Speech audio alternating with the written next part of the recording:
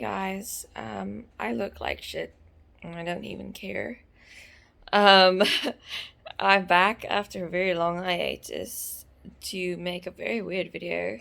Don't really know what this video is going to be. Whatever. So, yeah, what you saw this morning seemed like it was a pretty good day, and it was a good day waking up. We have a cold front in Cape Town.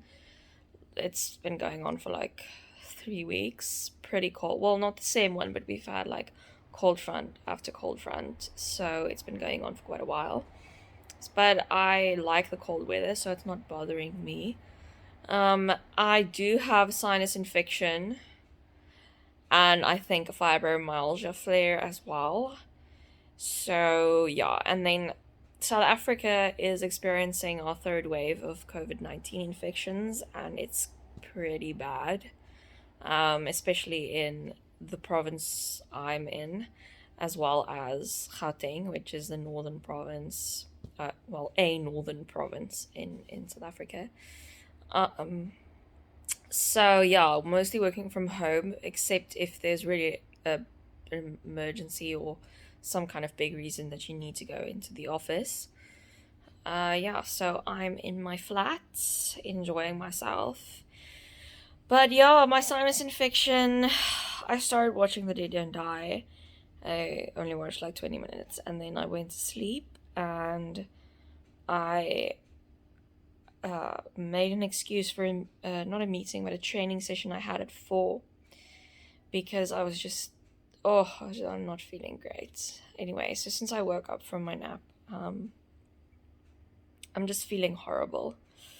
Headache, body aches, I can barely breathe through my nose, and as you saw, I drinking cold and flu tea. I have meds. I'm taking decongestants, spraying saline, using essential oils, all the things. I've even been on antibiotics, and it hasn't helped. I don't have COVID. I did go for a test, but that ended up negative.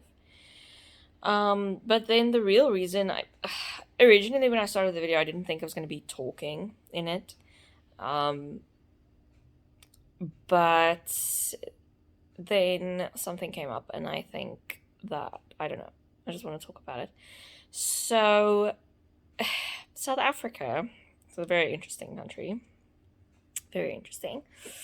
You might not be familiar, but a few years ago, we had, not long ago, but anyway, we had a president called Jacob Zuma. I don't know if you've heard of him. But he was basically, I'm gonna get political, even though like probably no one watching this video even knows what I'm talking about. But he before he even became president and was just like a politician and freedom fighter, he was accused of raping a lot of women, and yeah, so that's a thing, and it's in and of itself. But then when he became president, he was like one of the most corrupt presidents ever.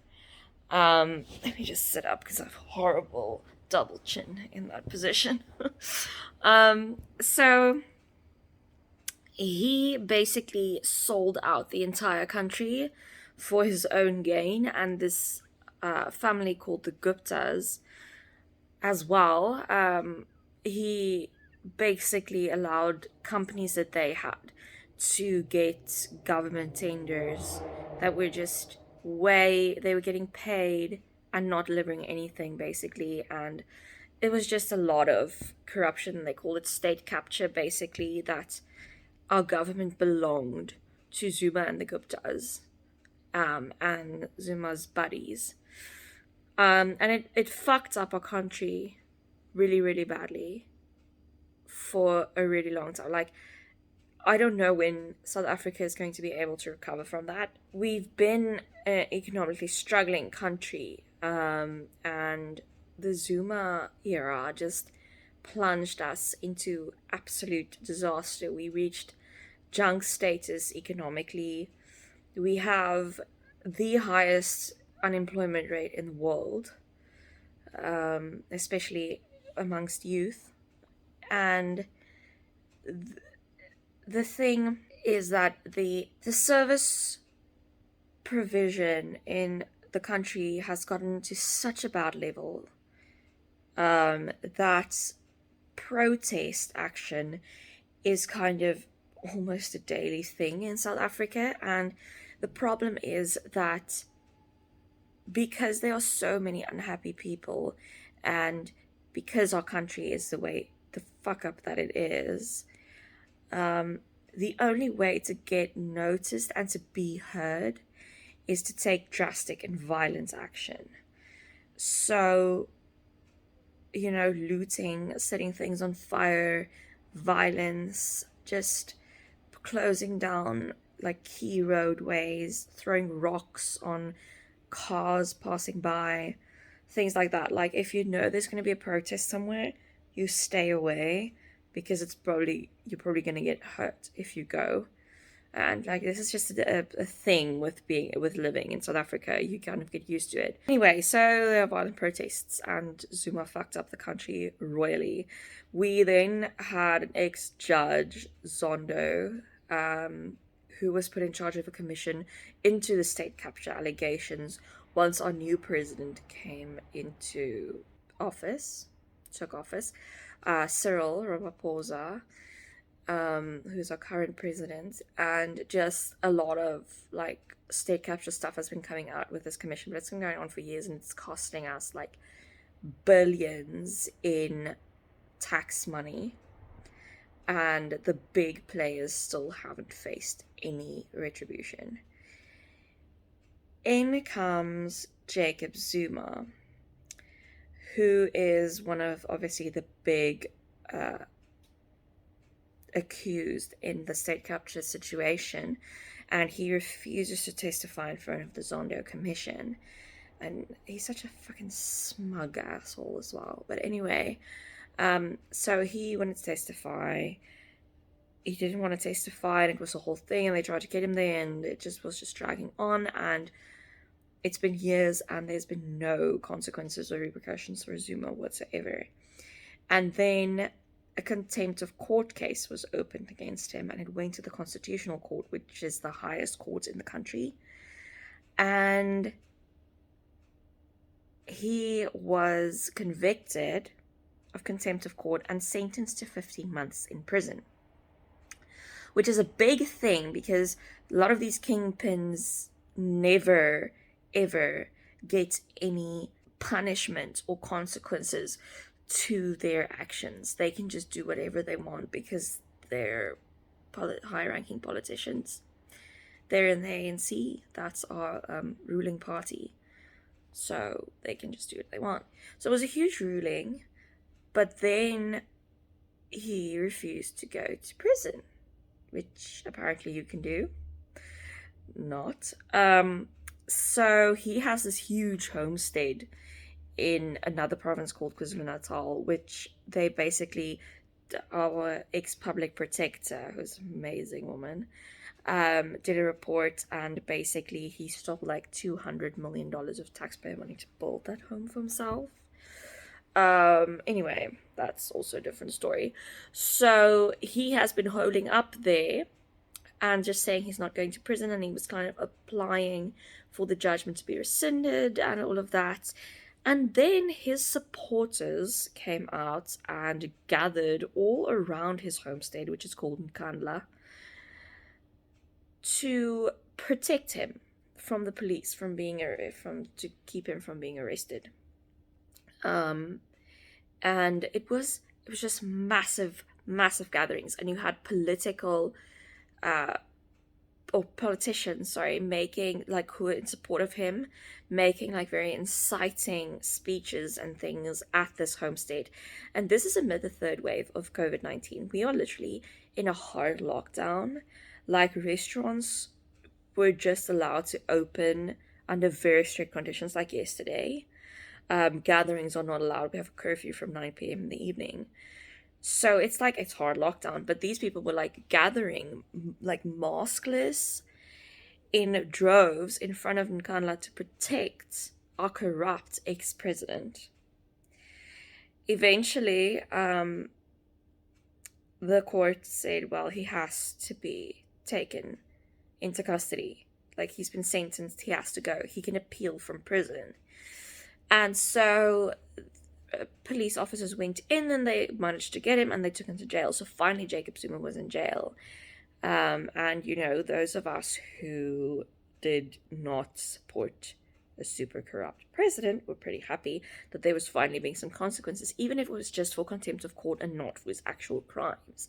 At least there was kind of a precedent being set in that regard. But a lot of the country was not happy with the fact that he was put in jail.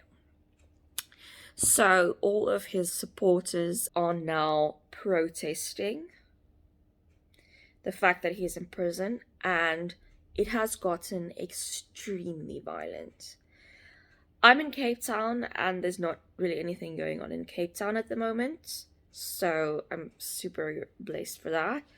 But in Durban, which is in KwaZulu-Natal, and in Gauteng, the other province I was talking about, there have been violent protests, fire bombings of shopping centers, basically cities being shut down. They're calling it SA shut down. Our offices in Durban have completely shut down because it's too unsafe for anyone to travel to work. The courts are closed. People are looting like crazy. Like, they are literally taking everything in stores and in, like, there's a photo and video of people in McDonald's, like, stealing, like, the fridges and the ice cream machines and things. Like, yeah, so violent looting. Trucks, there have been, I think, about 20 trucks that have been fire bombed. The country is on fire. As a result of the person who fucked up our country being in jail. And Cyril Ramaphosa, our current president, spoke this evening, and they're calling in the military and things like that. But this is in the midst of the third wave of the COVID-19 pandemic in South Africa. So many people I know are sick. People I know have died. Everyone's in isolation, but not these protesters who were going around. I don't think they're wearing masks. Don't think they're social distancing. Firebombing, closing cities, like trucks with innocent people driving them. There's, like, yeah. And the thing is, it's difficult to wrap your head around. But you also can't make judgments because you don't know what someone's motivations is for doing something and blah blah blah. So, I don't want to go into the whole thing of, like, why are people doing this, but the consequences are going to be borne by the most vulnerable in our society. The consequences of Zuma's corruption and the state capture had the biggest effect on the country's most vulnerable. Our poor people got poorer. Unemployment skyrocketed, and it still hasn't improved. If trucks are bombed, it's going to be the underprivileged who won't get food supplies. Who, if the cities are closed down, it's the people who need that daily wage who can't get to work and won't get a day's money. And that wage is barely enough to keep them going. And now they're not even getting that. The health workers that can't get to the hospitals, people who are being injured in these violent protests who now have to go to our already crowded hospitals.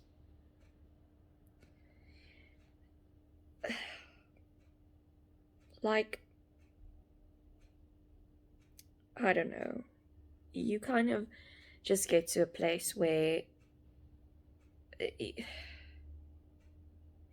you don't even want to, like, debate about it anymore or think about it. It's just like humanity is fucked up and South Africa is one of its most fucked up parts.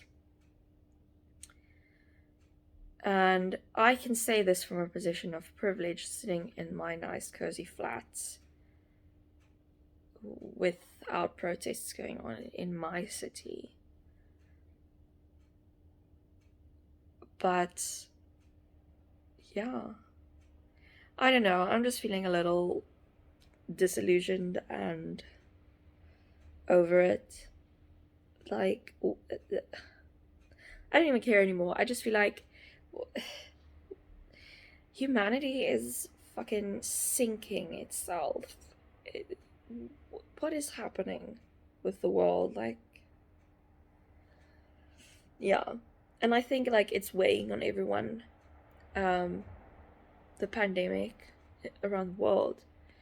And then these added stresses of the protests and seeing what's being done in the country, and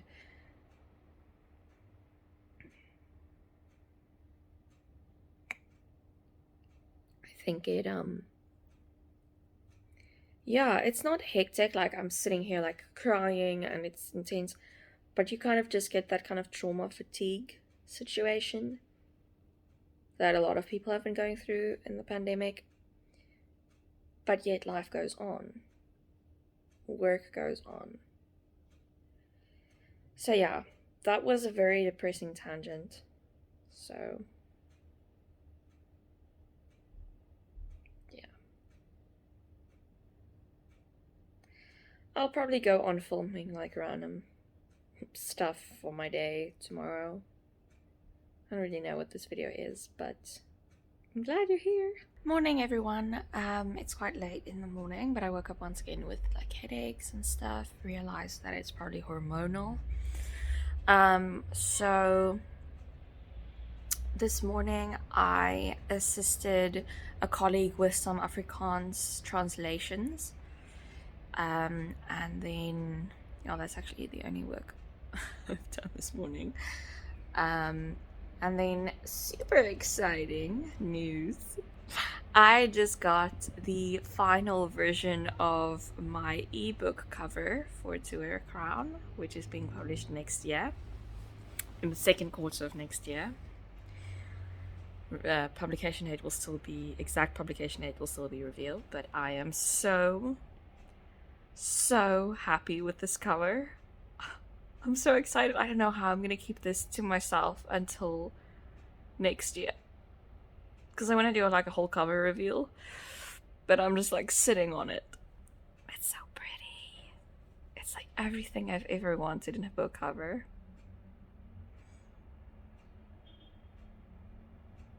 I'm so excited. I'm so excited. And then the editing process for To Wear a Crown is going to start at the end of July. I've already signed the contract with the editor. We have a time frame, everything. So yeah, and it's gonna be a 3-month edit process because she does 3 rounds of edits, which is quite nice, especially for the price I'm getting, and she has a lot of like publishing experience and things. So I'm very, very, very excited about this whole project. Also super intimidated because there's so much that needs to be done to self-publish a book. Wow. Because technically you only have to like upload something to Amazon to self-publish it. But if you really want to self-publish a quality product and a book that can stand up there with traditionally published books, there's a lot to be done. So it is intimidating. I do sometimes lay awake at night making lists in my head of things that I still need to do. But yeah, I'm super excited. I'm so excited that, like, by this time next year, I'm gonna be a published author. That's so cool. I'm so excited. Sorry, this is just like a random me being super excited. But like seeing that final cover, I'm like, oh. I'm so excited. And I'm gonna do paperback, hardback, and ebook. And so I think the most excited I'm gonna be is when I'm ordering those proof copies of the prints, like the hardback and the paperback, and just having them and seeing them and holding them in my hand, being books that I actually wrote. Like, I'll definitely film it. And it'll only be next year, but still, I'll film it. I'm so excited. I've been waiting for this my whole life. My whole life. And I know this book is the one to be the debut that I've always wanted. I'm so excited.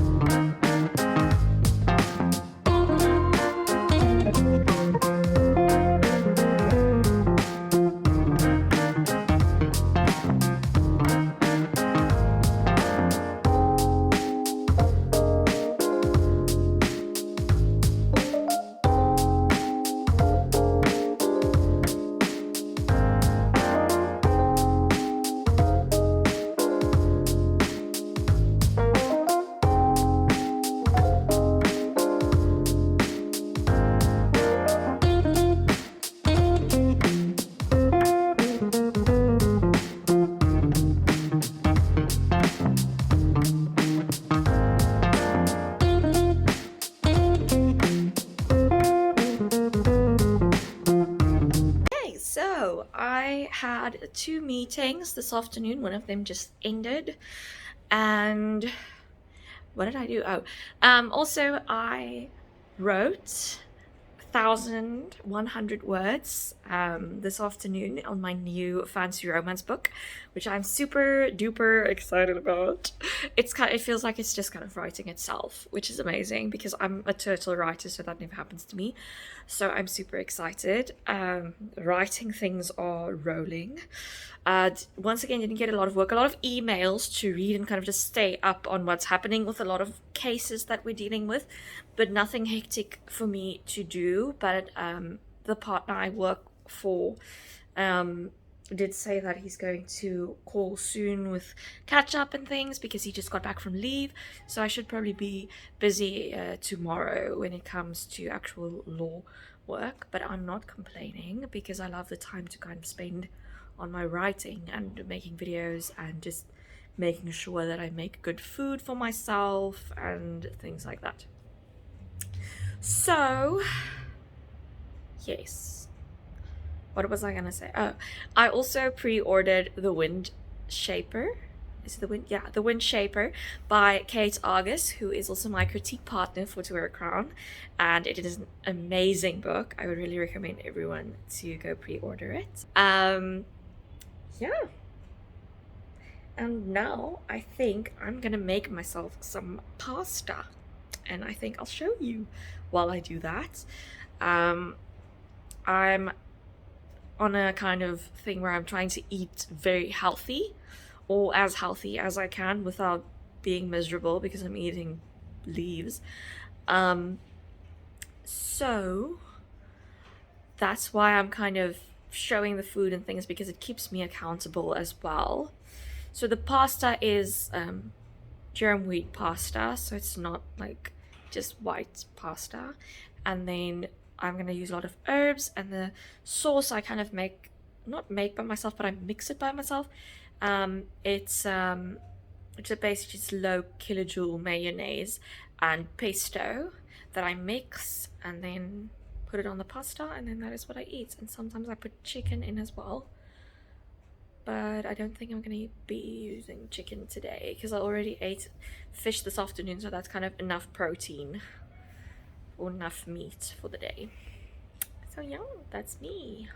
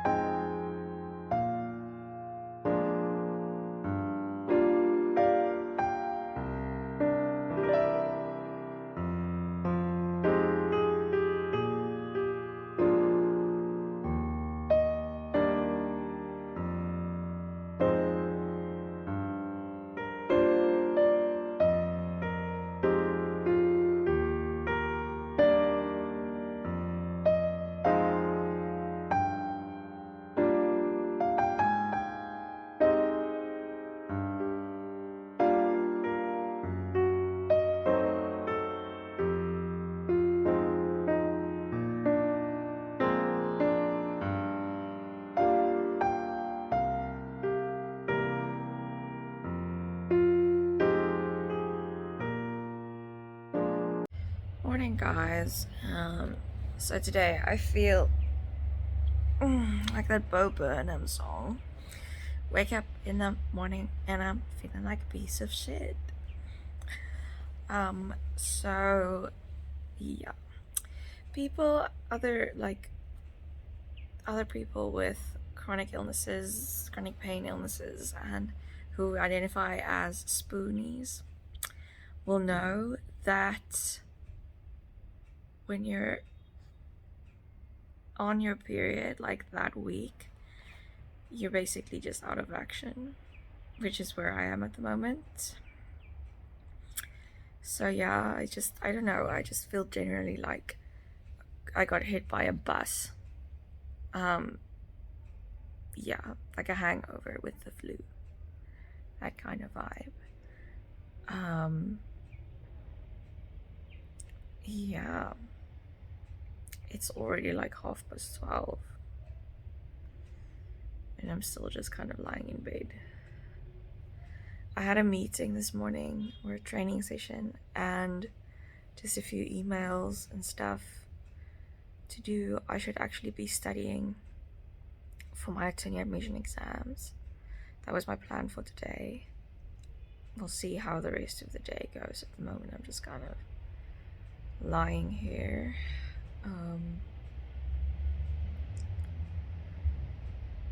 Yeah. Oh my gosh, what horrible.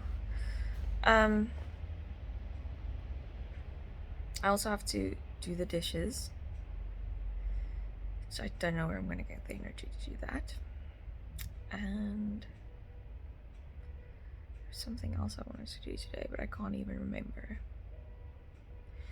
I am going to see a ear, nose, and throat specialist tomorrow morning. So yeah, because I've just been having like this intense sinus situation for months now. So yeah, it's time to get it checked out. But anyway, yeah. So I don't know if I'm going to be filming a lot today. Don't know what I'm going to be doing. Just kind of hoping to feel better, basically.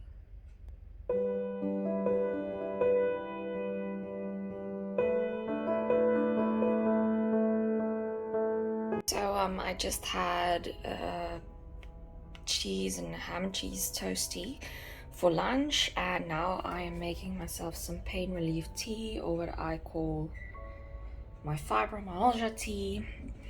And this has ginger, chamomile, cayenne pepper, turmeric, rosemary, aniseed, bay leaves, basil, parsley, and cinnamon. So quite a big blend, all of them anti-inflammatory or pain relief. So yeah, we'll see if it works. Like, I always wanted to be Katara in Avatar, but I'm ending up being Uncle Iroh, which I'm not mad about. Oh my gosh, this tea tastes so good. Like, I didn't think it was gonna be good, because it's just like so many different things. I thought I was just gonna have to like try my best to get it in, but it actually tastes really, really nice. Morning everyone. It's Thursday morning. I had a training session this morning, and now I have to get ready to go to the ear, nose, and throat specialist. I am anxious as hell. It's so frustrating dealing with anxiety, because I, like, logically I know there's nothing to really be stressed about, because, you know, I'm just going to the hospital, to the doctor. But yeah, my body doesn't understand that, so I'm super anxious. New doctor, yeah, I'm just anxious. Anyway, so yeah, gonna get ready now.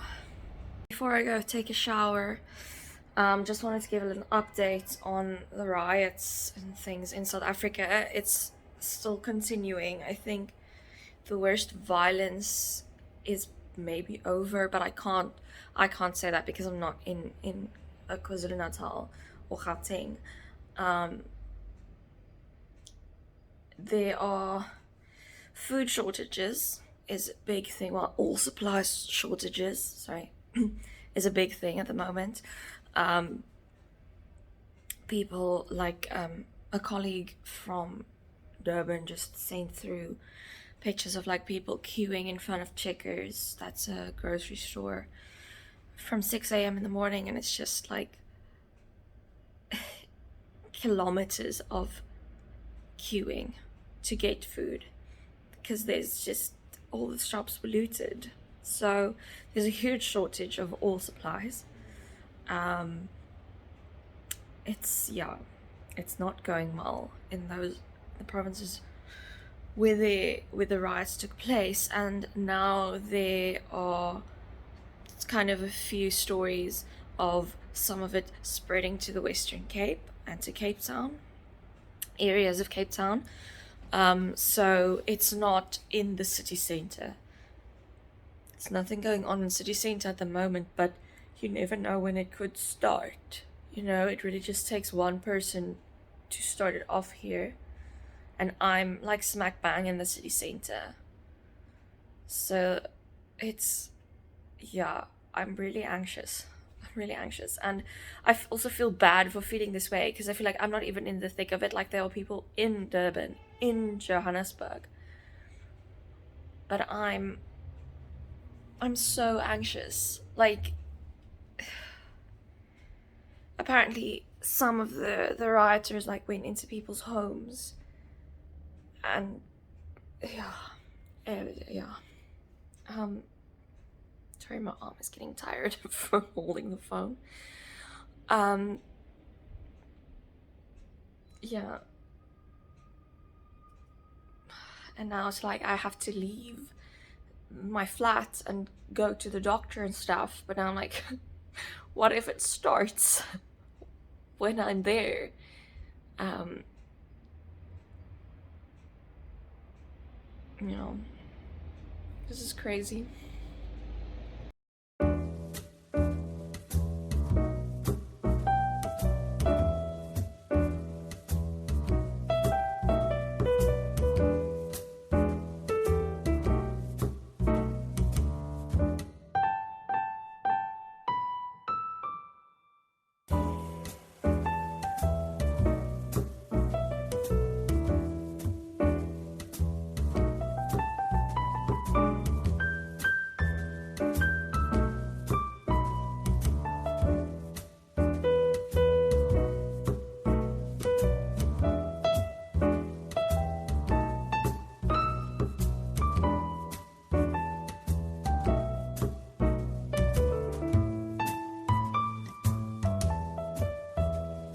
So as you can see, Cape Town is still very peaceful.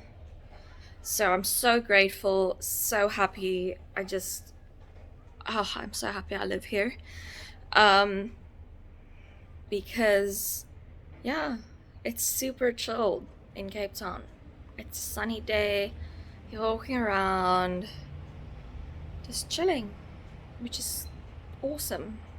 That's amazing. Um, so yeah, it did me very, very well. It did me good to yeah, it did me good to get out of my flat. I went to the ear, nose, and throat specialist, and basically I just have chronic allergies. So I got some new like nasal sprays and things that should help. She's super nice doctor. I really enjoyed that consultation. They had a nasal scope though, which was not the most comfortable thing in the world, especially with the COVID situation. They have to put a bag over your head while they do it. Which is a bit weird, but it was funny, so that's fine. And then I got back and I had to go to the pharmacy, and then I also stopped by a little takeaway coffee shop and got me the biggest mocha they have, and a chicken mayo sandwich, which I just ate, and that was great. So yeah, I'm actually feeling a lot better. I still have this sinus thing, but some of the stuff that she sprayed helped quite a bit. So yeah, so now I am going to finish drinking my coffee, and then I should probably start doing something.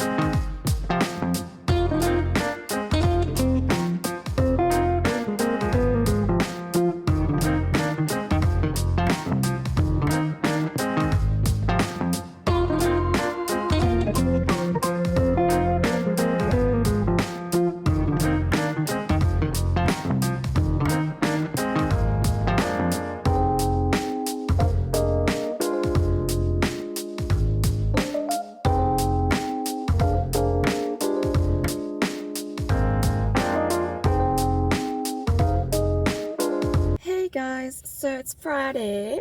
I this morning was a very slow morning because I ended up watching the entire second season of Beastars until 3 o'clock in the morning. So I slept quite late this morning and didn't really get a lot done. We had a quick meeting at 1, and then I had to go into office to do some stuff for my one colleague who has COVID, so she can't be in office, so I quickly just had to go do some paperwork over there and get stuff delivered and things like that. And now I am back, and I just kind of feel like sitting in my car for no reason. And I also have an Uber Eats order on the way for lunch because it is 3 o'clock and I still haven't eaten lunch. So yeah, that's me. Still need to do more dishes and still clean my flat. That's been like the whole week's theme. And now I'm not getting anything else done because I'm like, no, I need to clean the flat first, but now I'm not cleaning the flat, so I just think I'm doing nothing. Oh yeah, which is a problem. So I need to clean it today. But first I'm gonna have lunch.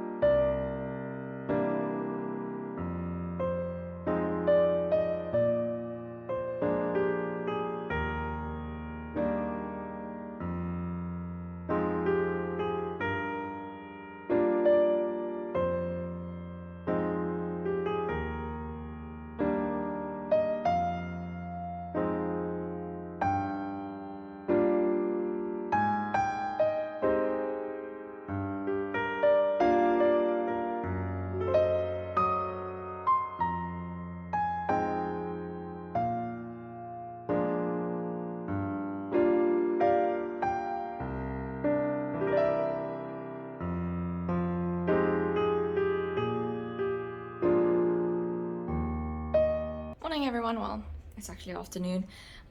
So I finally did the things. I washed all the dishes, I'm busy doing my laundry, and I tidied up and cleaned and vacuumed and all of the good things. I actually made myself a little altar for all of my spiritual witchy things.